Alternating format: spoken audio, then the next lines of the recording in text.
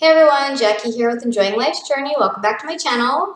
Today I'd like to share with you not necessarily a curriculum, but a nice resource to have for your entire homeschooling career. And that is a book of centuries. So a lot of us are familiar with creating a timeline, and usually we do this just during history, and we might have a big timeline that's on the wall or something like that.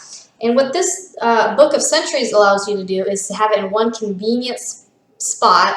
And I did get this off of simplycharlottemason.com. You can obviously create your own, but I want to show you a little bit about this one. I liked this one because it kind of has some of the formats and some ideas laid out for you, which I like. But basically, what would you use a book of centuries for? So again, like I mentioned, if you're doing a history lesson, you might incorporate that in there. You can also incorporate things from your everyday life.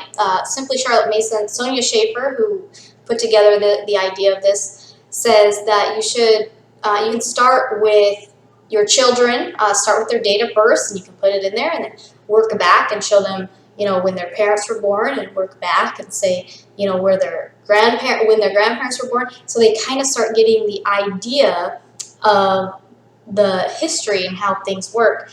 In addition, when you'd add things to here, anytime you come across when you're doing a music study, I've mentioned this in my music study review, if you're doing a music study or an art study, or you're working with some poetry, or even an author for literature, if you have a favorite author, you can put them in the book of centuries. And then as you start coming across other inventors or things from that era, the history that you're working on, you might come into contact with some of the other people you've put in here, and so it makes it a nice fun way to kind of keep track of it. So basically, let's take a look at the book. So again, you can easily make one of these your own, but they went ahead and put some sample pages in here. Sample page, so it shows you from the 20th century.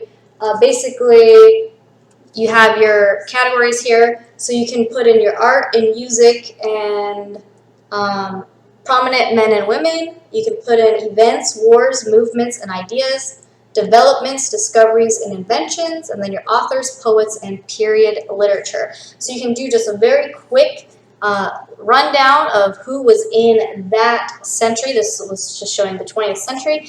And then it has this other sample page here, so you can break it down into 5-year increments for the century, which is cool.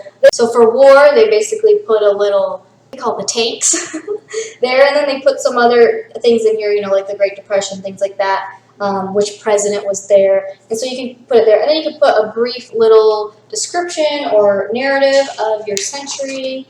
So I thought that was very nice. So they goes all the way from BC.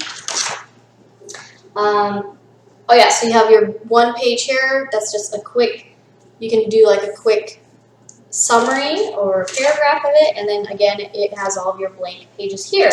So like I mentioned, we started with my girls with their, with them. So that's all we've done so far. So we put in, under events, we put that they were born, and then we put in so they were born, which years they were born in there, and that's what we did for, this is basically 2001, the 21st century, and then we go back to the next century. We have my husband and I, and then we have their grandparents, and then we went ahead and plugged in when the grandparents were born and when my husband and I were born, so that's all in there. So that's just what we started with. Now that we started to work on some of the music appreciation and the art appreciation, we're going to start whatever author or musician we're working with, we're going to enter them into our book of centuries. And then when we start history for first grade, we'll go over that as well. So again, you could totally make your own and make it creative and do it however you wish.